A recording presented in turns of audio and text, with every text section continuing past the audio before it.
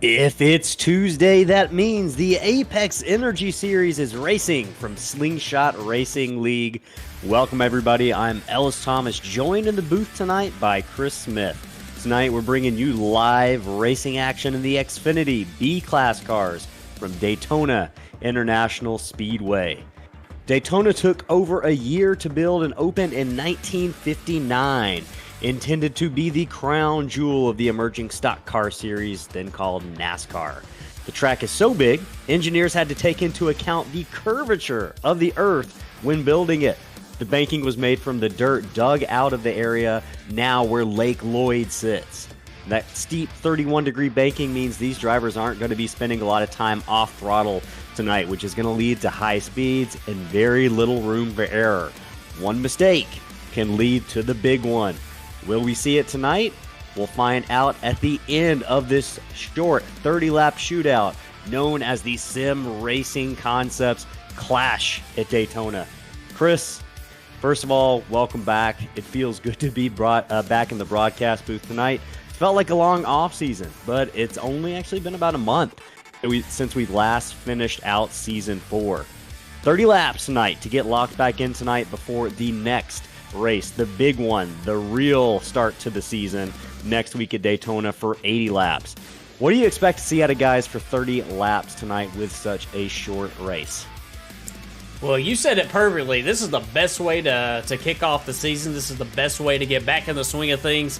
30 laps around Daytona International Speedway, just enough to have some really, really high-speed action. You're not going to see much riding around in the back tonight. You'll probably see a little bit of that next week, but for all of the race tonight, I guarantee you're going to see people rooting and gouging, trying to get up to the front of the field. And what a field that we've got this season. 40-plus cars for the season opener next week. We have close to that tonight as well. It should be a great, great show. Yeah, this is the biggest field we've had so far. It's going to be difficult. I know tonight viewers are going to have to bear with us because we're still learning all the paint schemes. It might take us a second to figure out, who's in what wreck. Maybe there'll be wrecks, maybe not, but we're going to need a minute to figure out who's in what paint scheme. But you're going to be learning them as we are tonight. If you're watching with us at home, we appreciate our viewers who have already tuned in. If you're in the chat, if you're rooting for a particular driver, supporting them tonight, say hey, let us know in the chat who you're rooting for, and we'll give you a shout out. We mentioned 30 laps tonight. Fuel is not going to be an issue. Tires probably not going to be an issue. This is all about pure speed and who works best together and who's going to be aggressive from the get-go and who's going to be there at the end of the race. We're going to talk about some of the storylines to follow later on in this pre-race. But before we do that, we do have a pre-race tradition at Slingshot Racing League. We take just a moment to play the national anthem. We're going to go ahead and do that now. We'll come back on the other end of that. We'll get you set for the race with some stories to follow, and we'll get this grid lined up for this 30-lap shootout. We'll be right back after the break.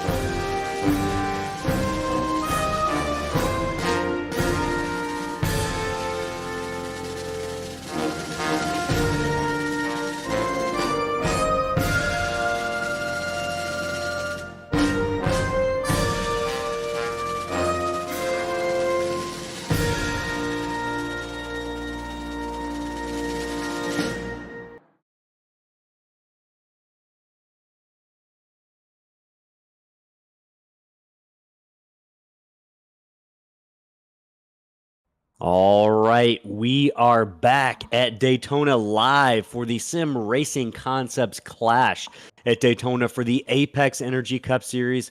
We are opening up this season with a short 30-lap exhibition race. You just saw the national anthem. We talked about how this is a new season and there are a lot of new things to get used to tonight. One of those is going to be the drivers, but we do have several stories that we're going to be keeping an eye on to set our audience up to kind of be able to follow the race and all the narratives that are going on throughout these 30 laps tonight, but also every single lap the rest of the season. One thing to note, Chris, is that we do only have one former champion in the field. Now, this is the 5th season of Slingshot Racing. Only one former champion in the field tonight. That is Johnny Rapp. Everyone else is going to be hungry out there. Hungry field of drivers.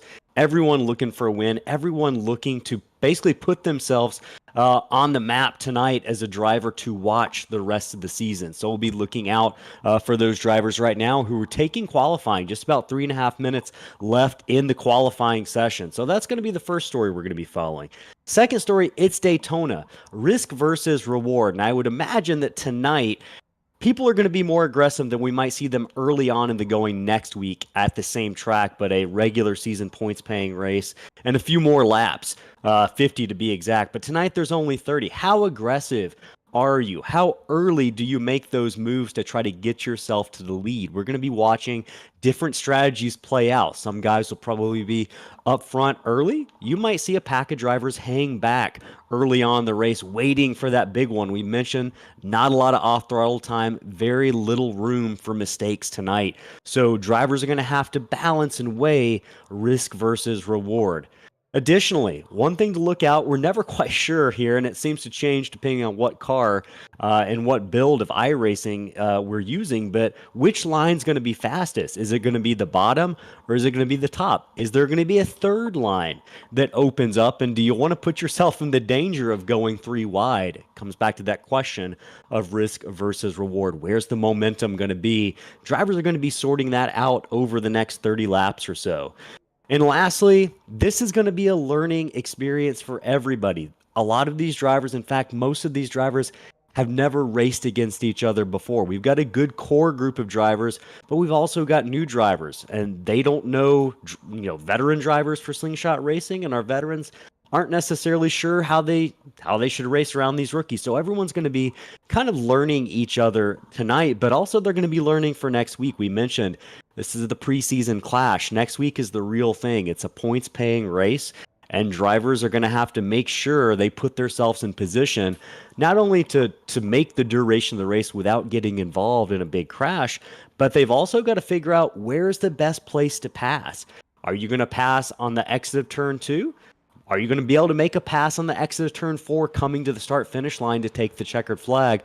I guarantee you we see several drivers kind of experimenting tonight with where those areas are going to be. Tonight's a learning experience. But hey, that doesn't mean there's not going to be a winner at the end of the night. As we watch Randy Bechtel, a former Slingshot winner, take his qualifying lap, followed by Christopher Darling.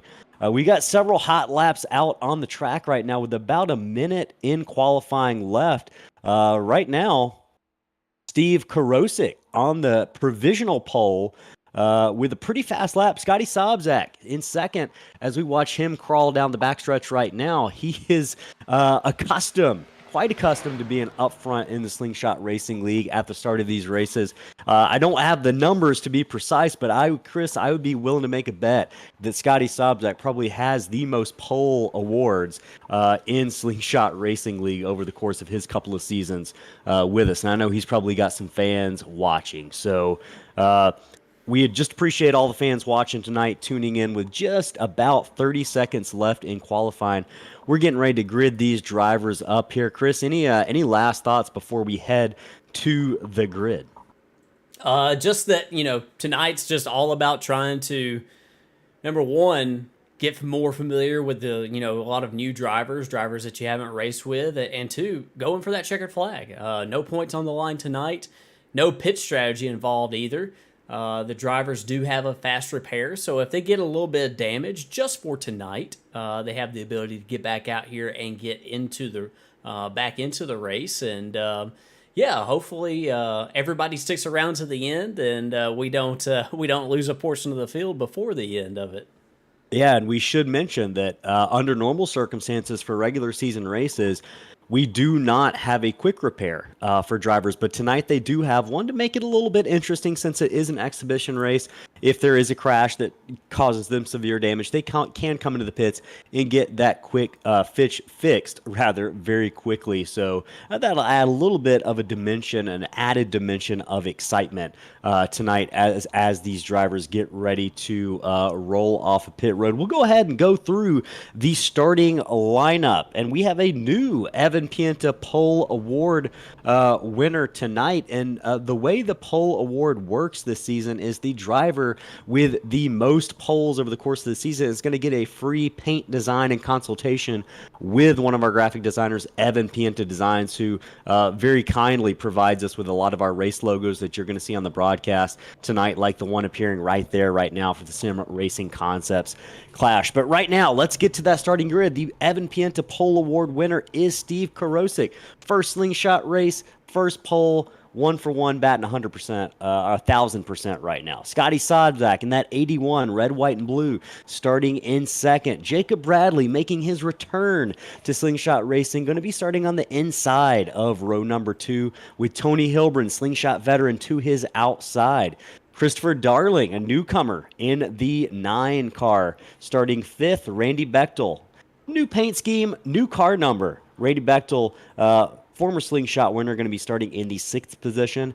Johnny Rapp in that Mission Barbecue car, going to be starting in the 7th slot. An iconic paint scheme if you've watched slingshot racing broadcasts before. Daniel Rowe in that number 68, white, black, and orange scheme. Really good looking car, going to be starting in the 8th position. Jeremy Gardner, slingshot newcomer, going to be starting in the 9th position. Jeremy Richmond in the 10th position. Ryan Hinkle in the 11th position. Chris Blassie really finished our late model season last season with a really good set of runs, going to be starting in the 12th position. Daniel Berg, 13th. Patrick Colby going to be 14th. Brandon Waldrip starting 15th. Jacob Chase, 14th. Ben Keese, good qualifying effort, in 17th. Josh Ward in 18th. Rye Jones, last of the drivers to take a qualifying lap, going to be starting 19th. The rest of the starting field is going to be scrolling on the bottom part of the screen so you can see where your favorite driver is going to be starting tonight. Chris, just about half a lap until we come to the green. What are your thoughts here over the course of 30 laps? Are you taking it easy, or are you going to be going to the front as quickly as possible in a race like this? Oh, in a race like this, I'm going to be going to the front. I'm going to be taking no prisoners, sort of like let it all hang out. This might be a race where I do certain things on the track that I wouldn't do during the race next week when points are on the line. So, yeah, I think that you're going to see a lot of drivers that maybe carry that mentality into tonight. Just hopefully we don't tear anything up too early. Yeah, hopefully we don't tear anything up too early. The big one is always something we're going to be on the lookout for at Daytona. But these drivers, I know they're thinking about it, but they're also thinking about who's going to be there at the finish.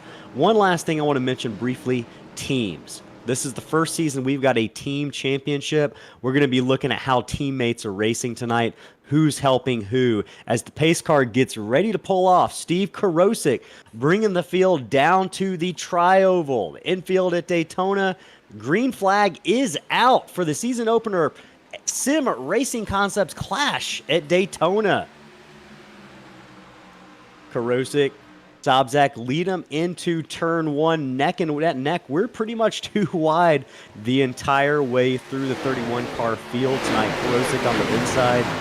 Chris, one of the things we mentioned was momentum. What line is going to be carrying momentum? I think we're probably going to see it pretty early here as the drivers crawl down the back stretches. Those cars still taking a moment to get up to speed. Hilbrun's pushing the 81, though, right now. Yeah, Tony Hilbrun's given Scotty Sobczak a good push into turn 3. Those two are teammates this season, so we'll see if they decide to stay up there, work together up on that top lane. But Steve Karosik on the bottom getting a good push from Jacob Bradley. Yeah, and it looks like Christopher Darling right behind them in the 11. A little bit of space there. I'm sure Jacob Bradley's probably not too upset about a little space there right now this early on in the race. But for viewers who maybe aren't as familiar with what used to be called restrictor plate racing, not anymore. It's the same style on these super speedways, though. Momentum is important, and you can get momentum really in two ways. You can get the draft, which is kind of gaining momentum for the whole punch in the air in front of you, or you can get a push from behind. If you can get both, it's really the best of both worlds, as we see Sobczak take a clear lead right now with Karosik pushed up behind him. Sobczak electing to come down. Yeah, caution is out. We'll see if we can figure out what happened. I'm seeing Rye Jones, maybe Evan Pienta having some trouble. See if we can figure out where this caution might have happened. Oh, a lot of damage to Rye Jones. Yeah, we'll go back and we'll see if we can see what might have happened to him. Oh, he's in trouble here. We've got to go back just slightly further. Oh, a jam up ahead. Looks like the 85, the 50. Oh, no. Rye Jones with a horrible hit into the outside wall. But he does have a fast repair, and he's probably going to utilize that. Let's go overhead here and see if we can see from the 85's perspective. That's Ben Keast, and it looks like Brandon Waltrip is just ahead. Brandon Waltrip was getting a good run on the 27 car just up in front of him. I think that's Daniel Berg. And yeah, I think that was just a situation where Ben probably pushed Brandon just a little bit too long, a little bit too hard. And unfortunately, it looks like the 0-2 Clint Walker was involved in that as well. Yeah, unfortunate to have that happen early on right there. But yeah, I think that was just a classic stack-up effect, and you know, maybe a little bit too aggressive pushing this early on. Yeah, those things we mentioned, you know, with not a lot of off throttle time, you got to be really on it about kind of judging what the drivers in front of you are doing, and that can be incredibly hard, especially if you're tucked up to the back of somebody. So right now we are going to see a handful of cars come down pit road. Looks like the leaders, I'm just trying to get a gauge on where our leaders are right now. Looks like most of our leaders, including Scotty Sobczak and Steve Karosik, are going to be staying out. Some cars in the back, whether they had damage or maybe just looking to top off on fuel, are going to be coming in here, getting their pit stops. So I'd venture to say most of those cars do have damage right now. Hey, I do want to take a second. Our partners are the ones who make all of these races in these series happen, and we're lucky to have Sim Racing Concepts back on board for this season. So we're going to take just a moment to hear from them and show you their wonderful, wonderful, awesome button boxes. We'll be right back on the other side of this break.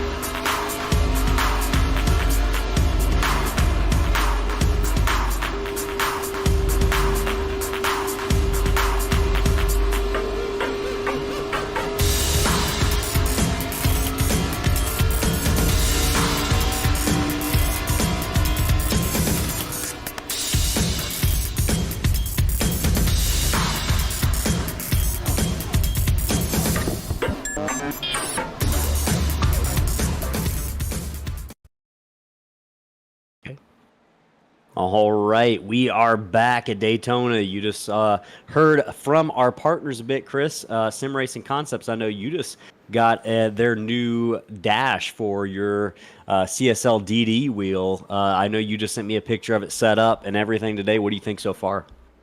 Yeah, big fan. Great quality, easy to assemble.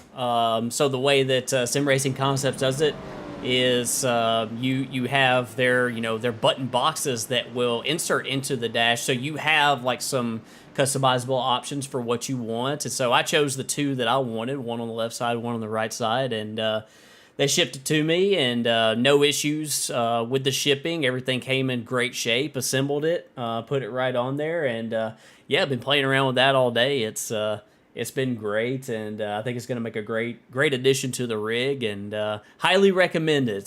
Check them out, simracingconcepts.com. Yeah, you don't know what you're missing until you have those additional buttons at your disposal. So I know some drivers probably wish they had a button at their disposal to prevent that last wreck from happening.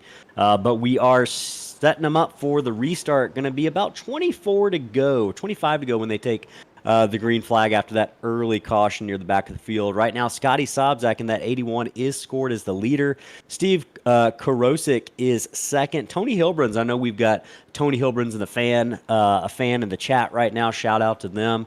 Tony's sitting in third. Jacob Bradley in fourth. Brady Bechtel is your top five, and you can see the rest of the running order on that ticker on the left part of the screen. Right now, I'm thinking these drivers probably saw their first wreck, maybe want to settle in for just maybe a few laps to get a green flag run here going. Maybe they got a better pulse on what the field's going to do here, as Scotty Sobczak going to lead them into the restart zone. He takes the green. We're back underway at Daytona in the Sim Racing Concepts Clash for the Apex Energy Series. Lap number 6 here. Sobczak, Hilbrun's, Korosek, and Bradley. Single file. Bradley going to look to the inside of that red and black machine of Karosik, though.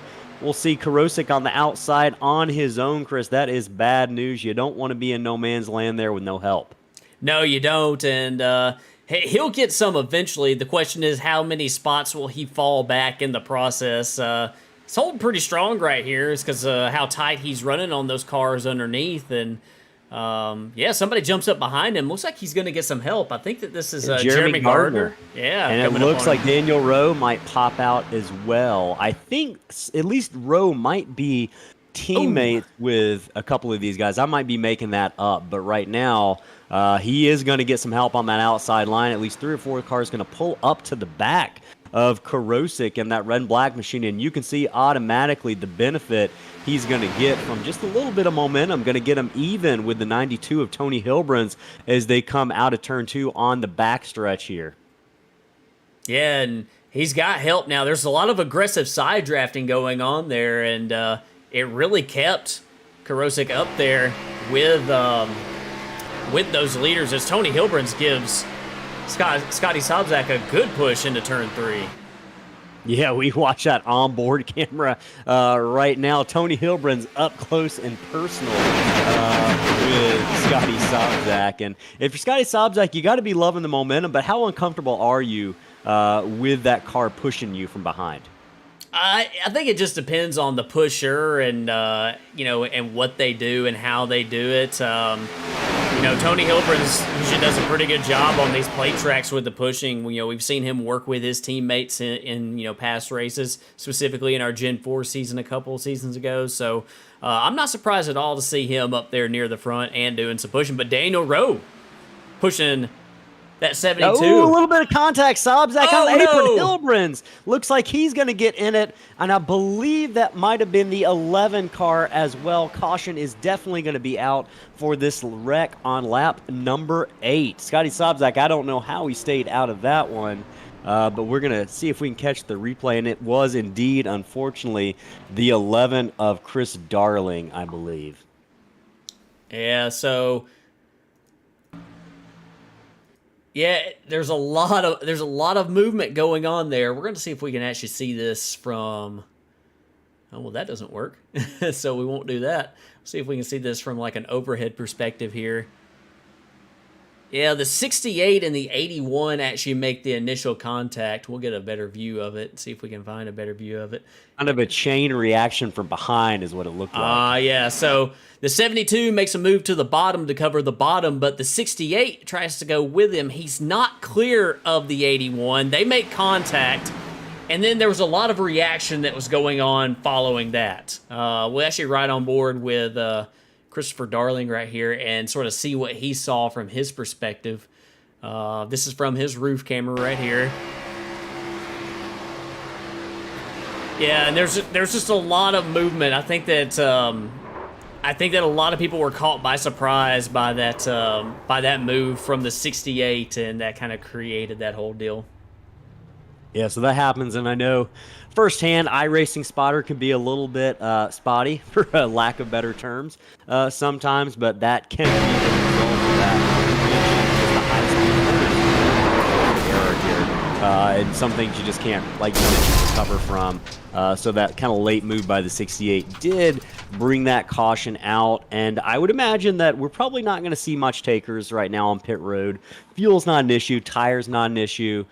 Track position, I really think, is what we're seeing right now is going to be most important for the guys up front here. Obviously, folks like Tony Hilbrand's going to have a quick repair to get that taken care of. So, but right now on lap number 10 of 30, we're just about a third of the way through this clash. And a couple things I do want to mention, Chris. We got some folks in the YouTube chat right now. I know we've got a Ben Keast fan.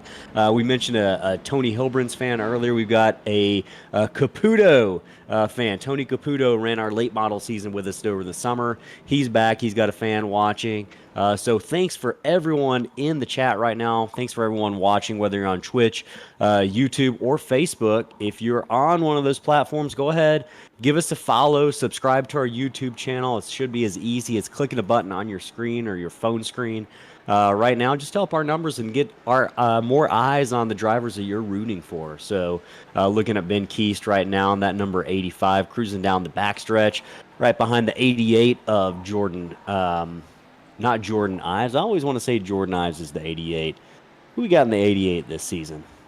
Let's see. I think that's going to be James Danforth, but he's got a number 37, so see if we can get that straightened out for next week. Daniel Berg is in the 88. Oh.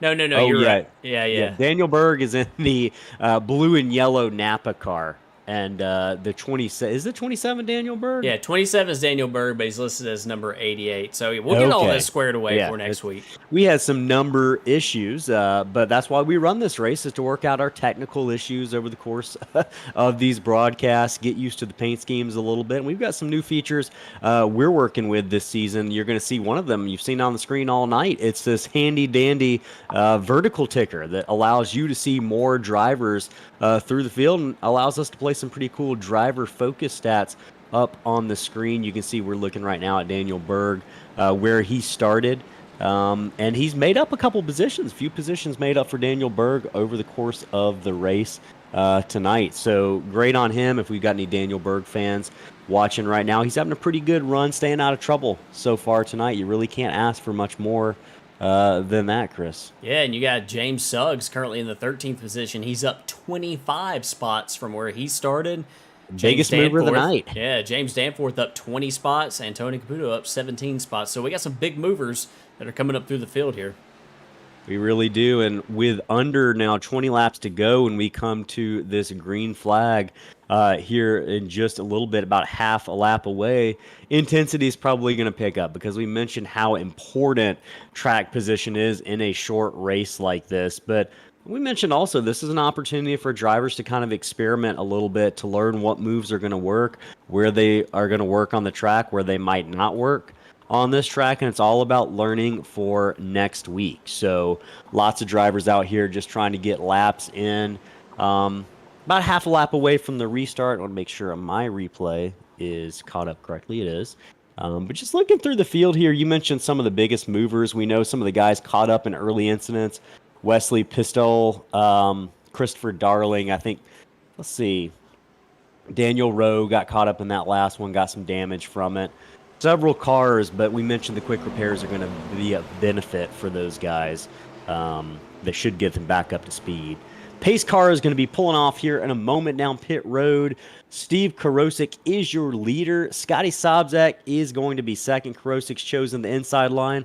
We are using restart zone, so as soon as they head into the Geico restart zone, Steve can lead him to the green flag. A late restart for Steve Karosik there. Wait till the last meter of the restart zone but he takes that green flag. We are back underway at Daytona for Slingshot Racing League.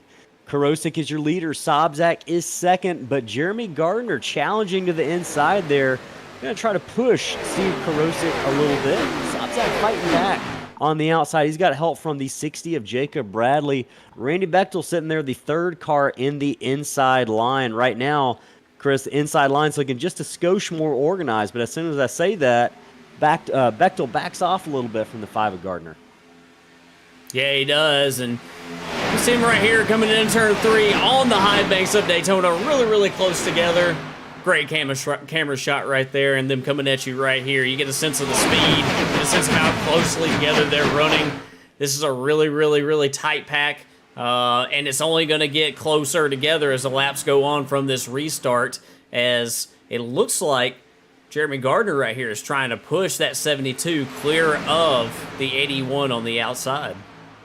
Yeah, and they're working on it pretty good. We mentioned earlier, Scotty Sobzak, and you're going to see him do it here, can pull up really close to the right side of that 72, and that side draft slows down the car just a little bit, adds some wind resistance to the right side of the inside car. And you can see how well it worked there because the 81 is able to pull out clear in front of the 72, up close and personal with Jacob Bradley there in the number 60. Part of the reason why Sobzak was able to gain the lead from Karosik.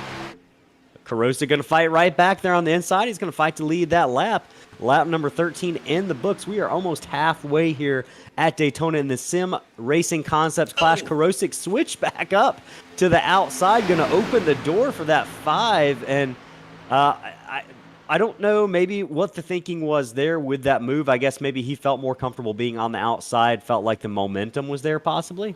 Possibly. He might have felt like the organization was a little bit better, and they're going to get the run here on the front stretch. And I think that what you're seeing Karosik do, I think he just wants to keep control of the race. I think that he is he's willing to swap lanes to do it, and but open up the bottom right there. Here comes that number 5 of Jeremy Gardner. He's got a good push from Randy Bechtel and Johnny Rapp behind him. Yeah, Jeremy Gardner having a really good run. He's a slingshot newcomer. Randy Bechtel took a season off, but he is back in that number 51 Dridini car.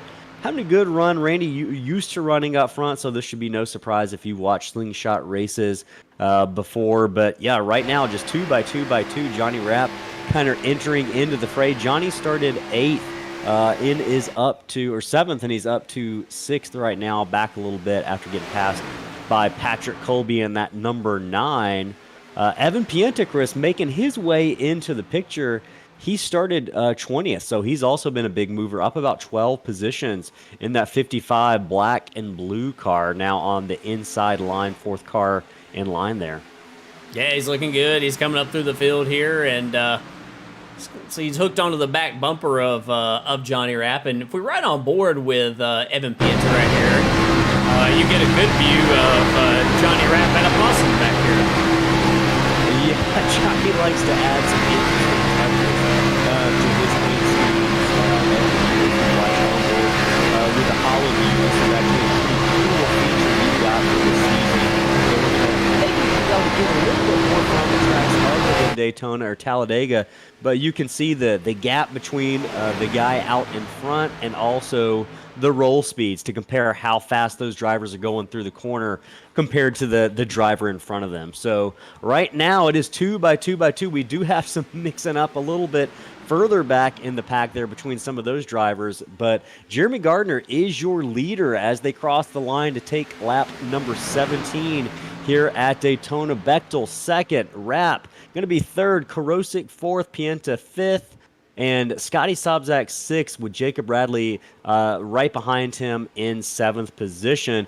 Chris Blassie making a run up the inside, Chris, sitting in 8th position.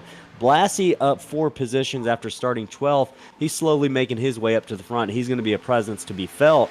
I remember, I think back to a couple of seasons ago in the Apex Energy Cup Series, those Gen 4 NASCARs, Blassie almost won the Talladega race. Coming to the line, I believe he finished 4th, but he was in position to win it in kind of a 4-car race to the line. Yeah, he was. He did a great job in that race. He's doing a great job again tonight. One driver I'm keeping my eye on right here is this number 91, involved in an early crash, Rye Jones, but he has made some extremely aggressive moves up the middle on a few drivers. Taking advantage of the runs. We're getting down to it, just 12 laps to go. You got to take those runs at this point, and I think he's waiting for a hole to open back up in the middle. I think there's probably a few other drivers that would possibly jump in there with him as well. Yeah, I think Rye Jones is just waiting to take those spots. Maybe a little bit more cautious than he was earlier in the race. Maybe a little bit more space as well, with several cars retired. We're down to 20 cars. A couple of drivers got caught up in both of those incidents earlier and ran out of quick repairs. But Jones tucked right up to the back of that Starburst car right now, and that is definitely a fan favorite based on what I've observed over the course of the past couple of days on social media. The Starburst car is a fan favorite. Rye Jones can take it to the outside, though, just as soon as I say that. Doesn't have a lot of help right now. And meanwhile... Caputo and Caputo. Oh no! Wall. Huge crash. That was that happened right back there where we were talking about. Man, Tony Caputo up on the catch I see the fence. 13, the 98 of Jeremy Richmond involved in that Starburst car. This is the Slingshot TV curse. As soon as we talk about somebody, something bad happens here, Chris. So you can see automatically the 98 went and took the tow to pit road.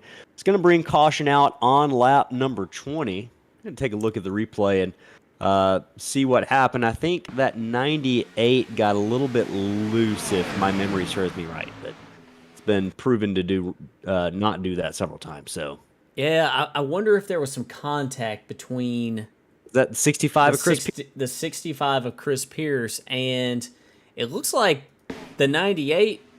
Yeah, I think there was just a little bit of contact. The 98 slid up into him. A lot of cars got involved. A lot of guys with some heavy hits. Yep. The 19 I saw was one of the cars who got Brandon involved. Waldrop is involved. Yep. Paul Thomas involved. That was the big one. Clint Walker I see in the 02 there. Also involved Matt Kuntz. Looks like we also had Ryan Hinkle as well in that number 19. So a lot of cars involved in this deal. You hate to see it, but like you say, we're getting down to it at the end, and one mistake can cause a really big incident, as we see here. It's just a slight mistake on the 98's part, and lots of cars involved. There's nowhere to go. As soon as that 42 and the 98 come across the track, that's it. Yeah. You see Eric Wright in the 52, unfortunately, gets caught up. You mentioned Paul Thomas in that number 40 car gets caught up. Waldrop, several cars that had a pretty clean race up to that point, going to fall victim to that lap number 20 caution. But this is the nature of super speedway racing, right? Those are the dangers. The payoffs can be tremendous, but those payoffs can go south very quickly if something happens in front of you. No room for error right now. Looking at the leaderboard, though. Yeah, go ahead. We had a couple guys at the back just looking at them. Chase Berry right here just comes to a complete stop, and he misses the wreck. I think that James Ledford does as well, and also Christopher Darling made it through that one as well. So a few guys are right around in the back. They've managed to avoid catastrophe here. Yeah, I'm telling you, we talked about that in pre-race. The strategy, right? Whether you run up front or run up back, it's that middle ground, which is essentially where that happened.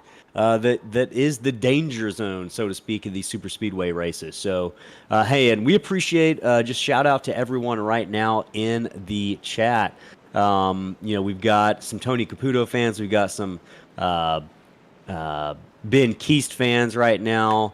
Braden Kish in the chat. Jason, Will, we appreciate everyone in the YouTube chat. Really active YouTube chat. So if you're in there watching on YouTube or even Twitch, drop us a line. Let us know you're watching. We really appreciate it. And one thing we will mention, great time as they still ride around under caution. The Apex Energy Fan of the Season is a program we started last season. Apex approached us and said, how can we get fans more involved? And what we've decided to do is basically keep a record of all the fans over the course of the 15 race season in our YouTube and Twitch chats, and basically award the most active diehard fan a free supply of Apex Energy, flavor of their choice at the end of the season. So Apex Energy, you saw an ad earlier. They make this series possible. Great product, clean ingredients, absolutely no crash like you'll find in a lot of energy drinks. We're not going to mention names.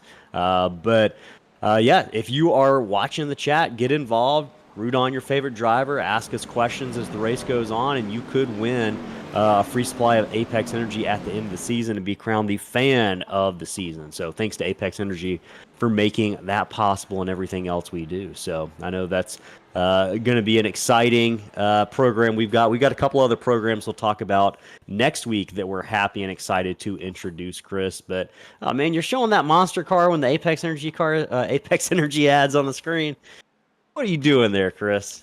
Are you trolling me? Chris might have stepped away for a minute. That might be what happened. Well, I put it up there. I put it up there just because you said that we weren't going to mention any names. And I see what you did. I see what you did. Yeah. Very sneaky, and, very clever. I didn't mention any names. So you did not. That was well played. That that went right above my head for a second, but it definitely makes sense now. So. Cars rolling around on the backstretch, rolling into turn 3 right now. Jeremy Gardner is scored as your leader in that 5 car. Steve Korosek is going to take a second to get that one right. Sorry, Steve.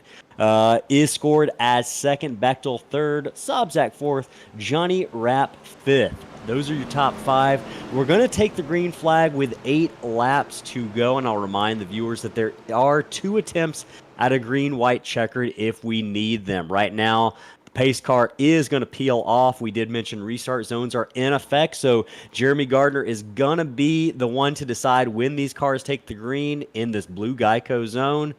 Right there, right at the end, a little bit late. Yeah, a lot of people trying to anticipate the start. We almost had a jam up there about 15th to 20th, and but it looks like everybody gets away. That is going to be the danger of the restart zone that drivers are going to have to be aware of and are going to have to be careful of. But this is the first race of the season. There's plenty of time to adapt. And we mentioned it's a learning experience tonight. Gardner's out front, but as soon as I say that, Steve Korosek going to pull up on the outside with a push from Scotty Sobzak. Bradley close behind with Patrick Colby, the 4th car in line on that outside. And really, we haven't seen one line be that much better than the other tonight, Chris. Both lines kind of picking their moments where they have momentum. You can see Gardner takes it back on the entry into 3, and then Korosek's probably going to pull a little bit of speed off the corner. Gets really close to Randy Bechtel there. A lot of contact off the corner. Yeah, there was, and you said it perfectly. Earlier, we saw Korosek and Sobzak fall back on the outside. They fell back to about 7th or 8th, but there they came back. They came back up through the field, and oh wow, there's a lot of stuff going on deep in the field. The back of that field. Man, Christopher Darling was like a ping pong ball going back and forth right there.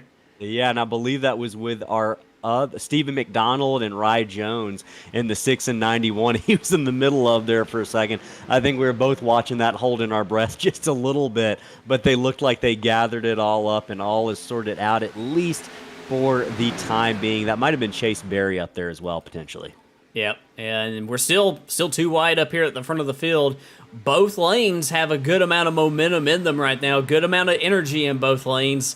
Scotty Sobzak tucked up really close to the back bumper of Steve Korosek, while Jeremy Gardner's got Randy Bechtel behind him. Oh, we got Josh Ward possibly tagging the wall back there.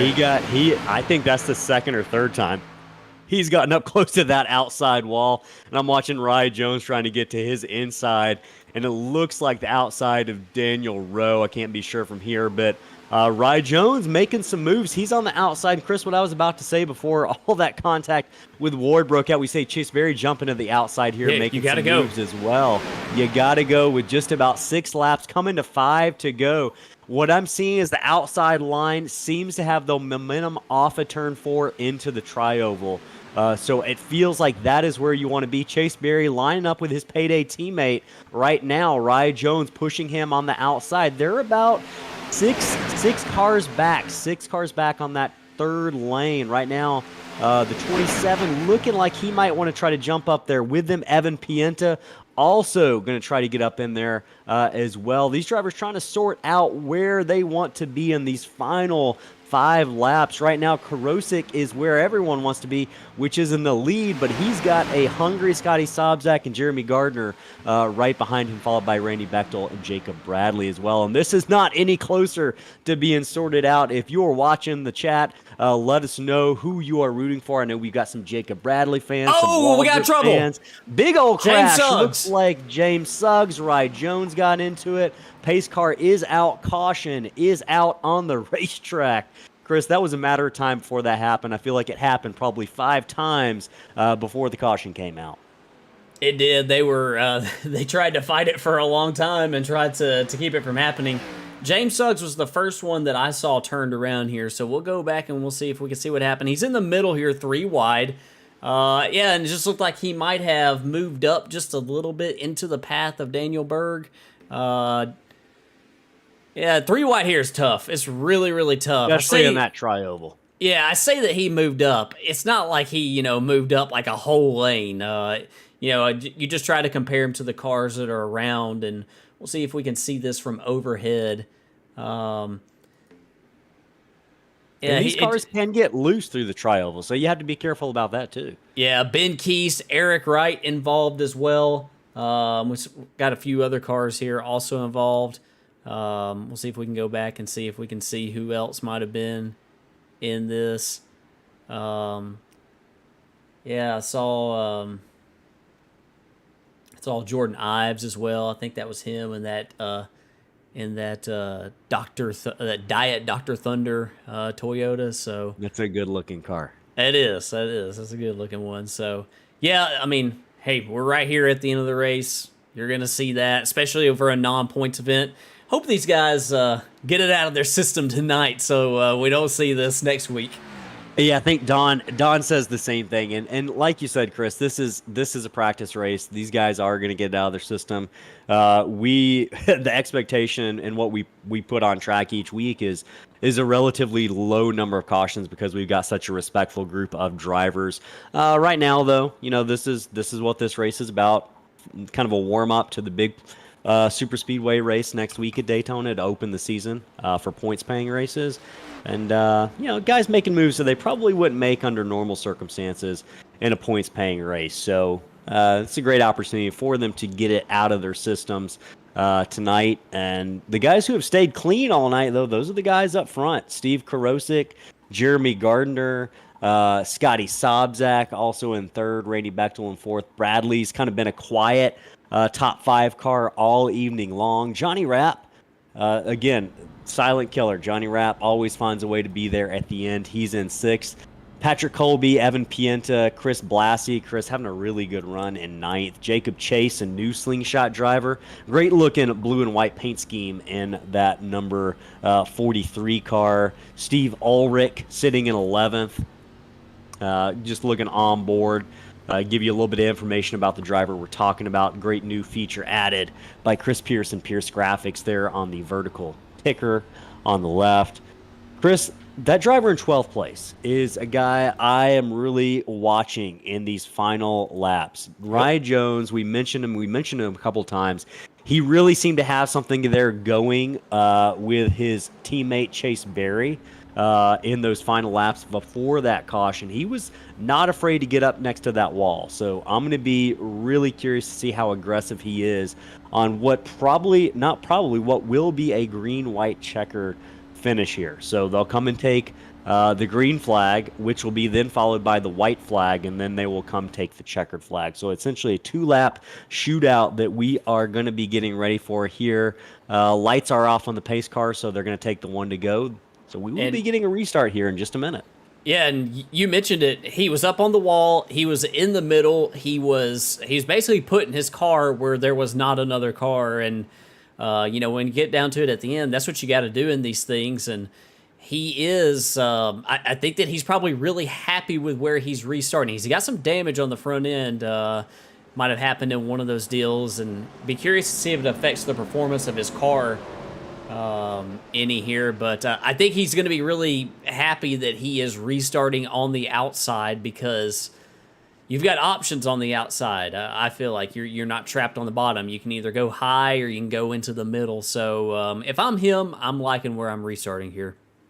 Yeah, I agree. I think if I'm not by any means a veteran restrictor plate racer or even a good one, but I think the high line is where I want to be. It's so frustrating to get bogged down there on the inside because the speeds get bogged down going through the corners a little bit. And you mentioned there's nowhere to go. If you're on the outside, at least you can jump up and try a third lane. If it's not there, you get the wall. You're not necessarily any worse for it because you probably wouldn't have been going anywhere on the inside anyway. So right now they are coming into turn 3. We're going to have 2 laps to go, and we did mention there are 2 attempts at a green-white checkered finish. So we'll be keeping an eye on if we need that. But Karosik is your control car.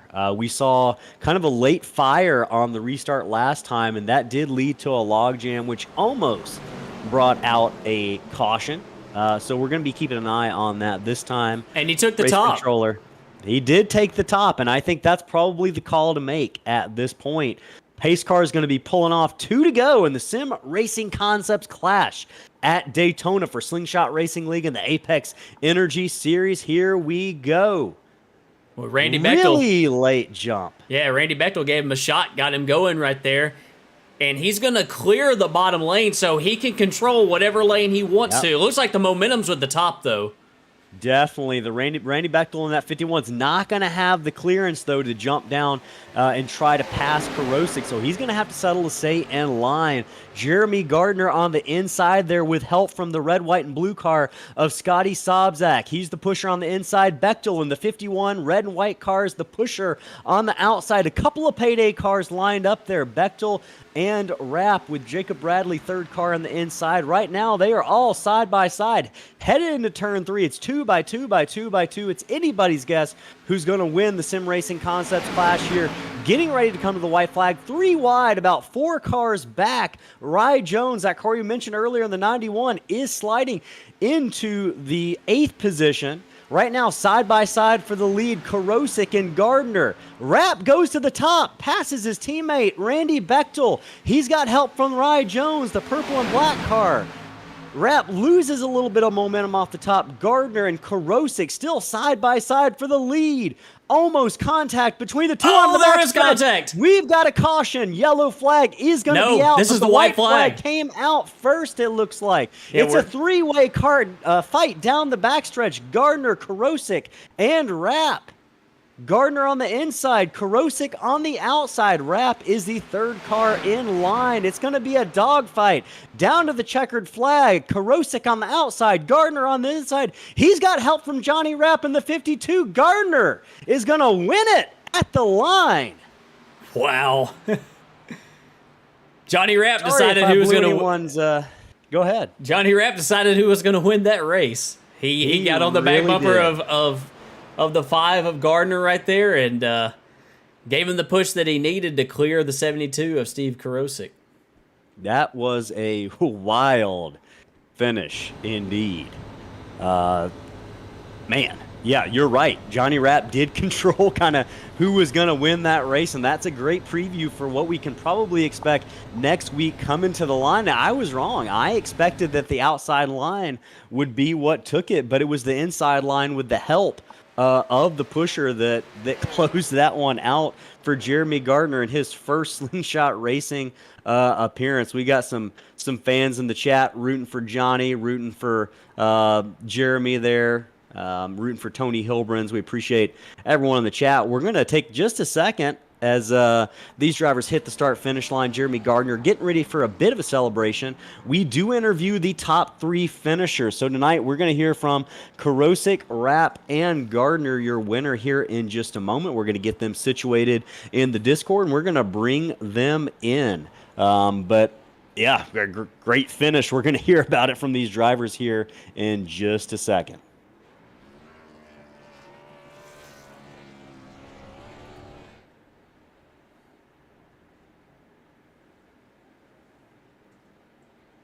All right, so we're going to try to get Steve in here.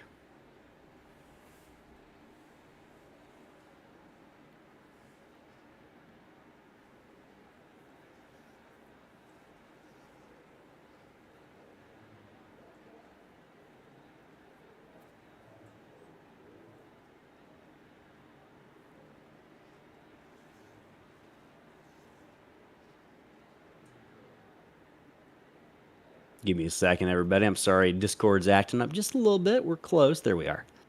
All right.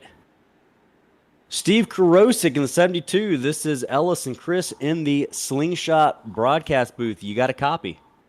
Yeah, hey, I got you. Hey, well, we hope, first of all, we did right by your name. I think we said it as about as close to right as we could get. Hey, sounds good to me.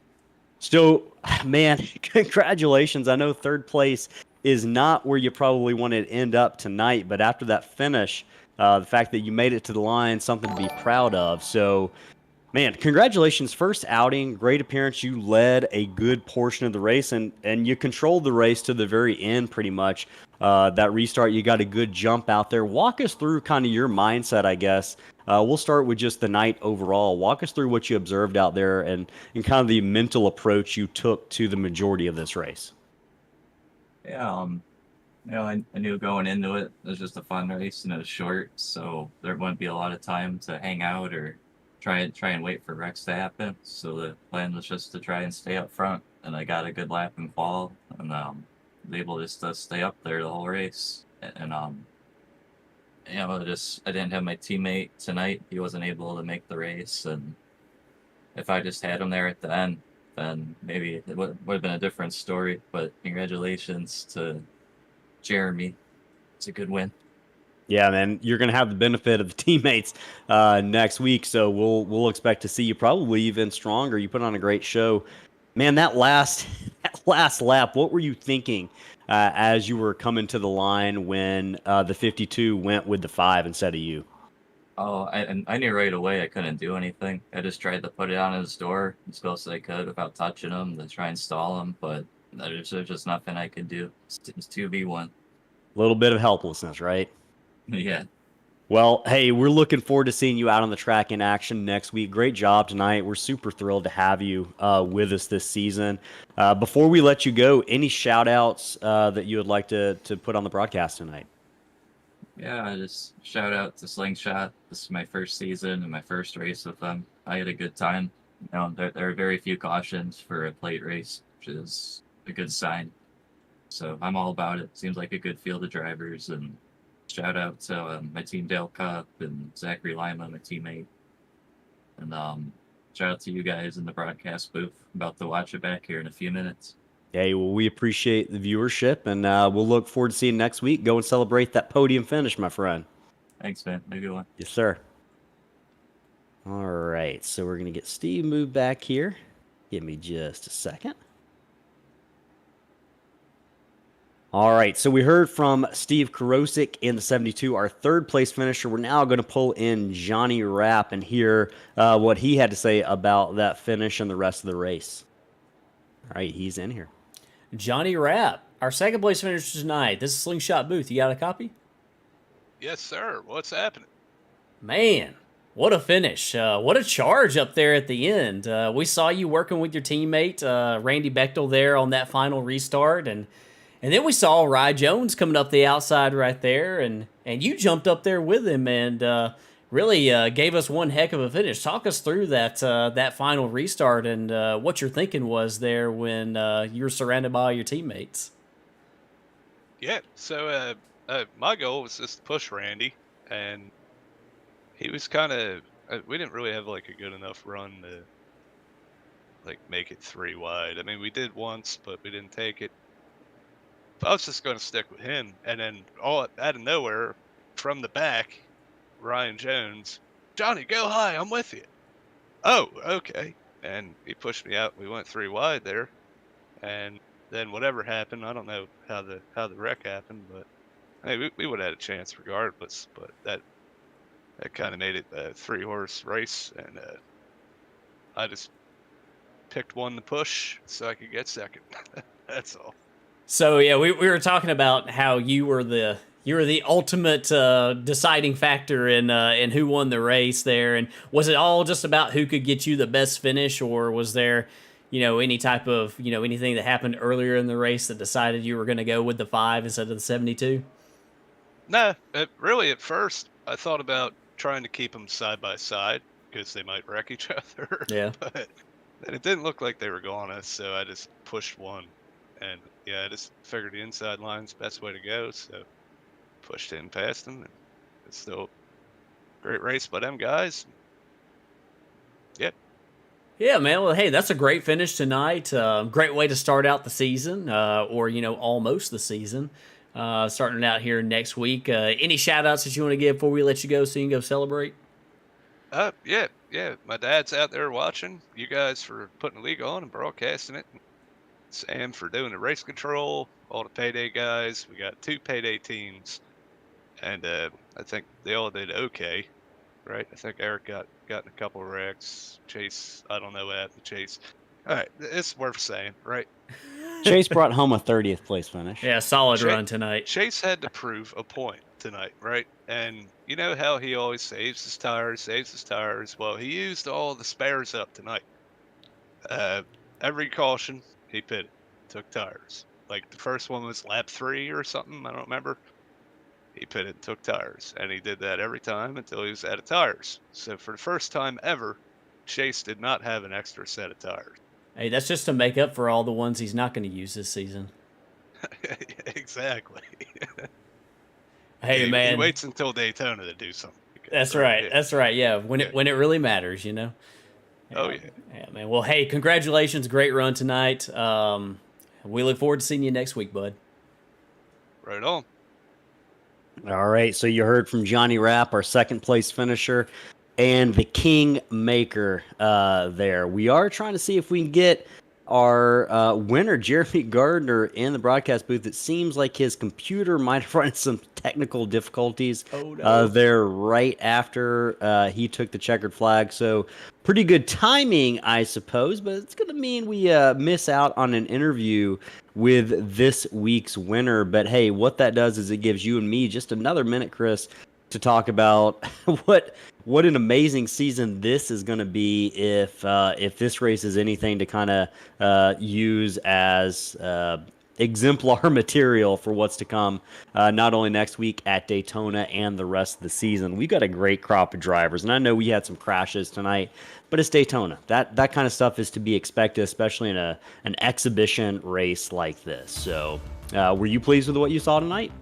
Absolutely. I thought it was a great show. And yeah, I mean, we did have a lot of crashes for just 30 laps. But, I think that you're going to expect something like that for just a exhibition preseason clash like this one. And I think that, a longer distance race like what we're going to have next week where points are on the line, I think everybody's going to, race a little bit more patiently and, keep those points in mind as they go. But one thing that I did notice tonight was there's a lot of talent in this field. We saw a lot of 3-wide racing, and that's not easy to do here. That's a little bit difficult to do at Daytona compared to Talladega. So, we got a lot of drivers that can handle that and they can, navigate that just fine. So, I'm really excited for next week and for what's to come for the rest of this season. Yeah, it is going to be a great season. And hey, we were able to get Jeremy in the broadcast booth, so let's go ahead and bring him in right now.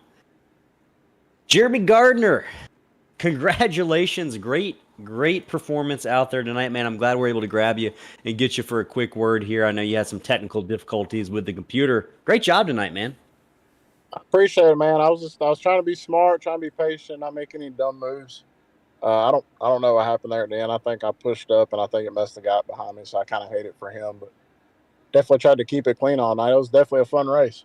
Well, yeah, you definitely did keep it clean. You're up there kind of established in the top 5 pretty much most of the evening. Talk to us a little bit about what you just observed from some of the other drivers and what you learned maybe going forward into next week for the regular season opener. I mean, for the most part, everybody seemed like they were pretty patient and willing to work with each other. So, I mean, that's definitely a plus. That definitely helps save some cautions in the future. So, I mean, everybody was working really good together. What were you thinking there coming to the line when it was clear it was going to be a three-way race to the line between you guys? What were you thinking when Johnny Rapp went with you instead of Steve? Well, honestly, when I looked over and I seen somebody on the high line, I figured he would have the momentum off, so he would probably pull ahead. And then I thought he was going to get behind second place, and then I was like, "Oh, there's my race." And then thankfully he swerved over and got with me. So I definitely didn't think I was going to pull it off once he got behind him, but thankfully he did. Well, man, you did a yeoman's work tonight, staying up there in the top 5 all race. Great finish, great tenacity, sticking it out there till the end, coming across the line first. Congratulations. Before we let you go celebrate, you got any shout-outs for anyone tonight on the broadcast? I would really just shout out to the league. I mean, everything's been pretty organized, and all the guys are pretty cool. Just shout out to y'all for putting this on. Hey, we try hard. We appreciate it, and we're looking forward to having you. We're glad to have you be a part of Slingshot Racing. And, man, you're batting 1,000 right now, 1 for 1. That's it's going to be a hard act to follow next week, my friend. Oh, yeah, absolutely. Hopefully we can go 2 for 2 next week and stay out of some chaos. All right, we're going to hold you to it. Good luck. Enjoy the rest of your week. All right, buddy. Thank you. Yes, sir.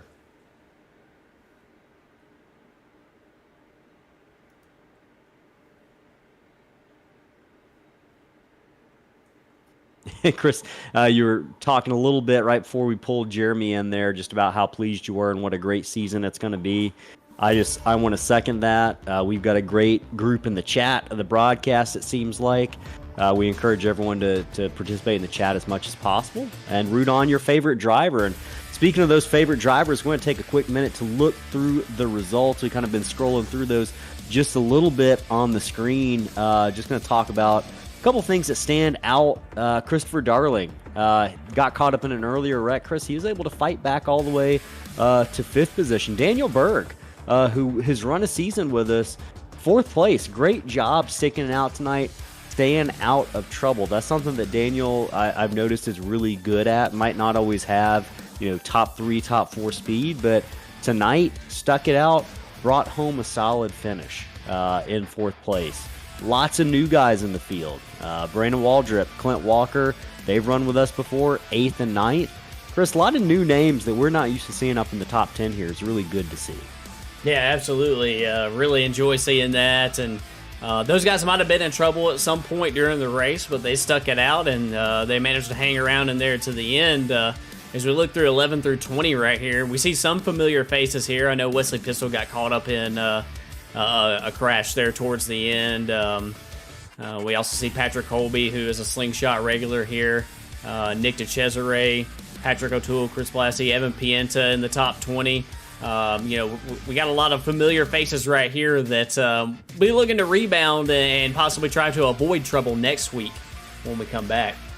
Absolutely. Another name, a guy who ran up front most of the race, Randy Bechtel, going to finish a disappointing 27th. I know he's going to want to definitely turn that around next week, and I'm sure next week's going to be a little bit different type of race. Scotty Sobczak as well spent most of the night up front, doesn't get the finish he wants, but it's going to be important to start off on a strong foot, even at Daytona, right, Chris? Because these drivers have one race that they can drop. Their lowest race will be dropped, but that's it. And you don't want to spend that at Daytona, right? No. You want to leave that for later in the season. Maybe you have to miss a race for some reason. You don't want to blow that drop race week 1. So that's going to be something, a story we're going to follow next week.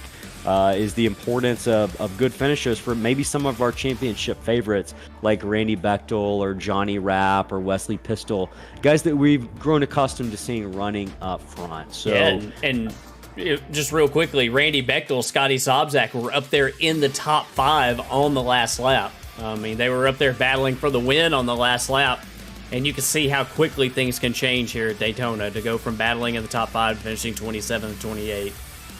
Doesn't take much. Next week's going to be a longer race. There's going to be more on the line, and you can catch it at the same time as the race started tonight, 8:30 Eastern Time. We'll go live around 7:20 or 8:20 Eastern Time for a pre-race show. get you warmed up for the race, get you some stories to follow. We appreciate everyone who tuned in tonight, whether you're watching this live or you're watching the replay of it. No matter what you're doing, go ahead and click on the follow or subscribe button, whether you're watching on Twitch or YouTube, and make sure you find out and get notifications for whenever our races go live, and just help support the channel and put more eyes on the drivers you're rooting for. Chris, it's been a pleasure tonight. I look forward to next week. Everyone, thanks for tuning in. Slingshot Racing League, Apex Energy Series. That's a wrap for the Sim Racing Concepts Clash at Daytona. Good night, everybody.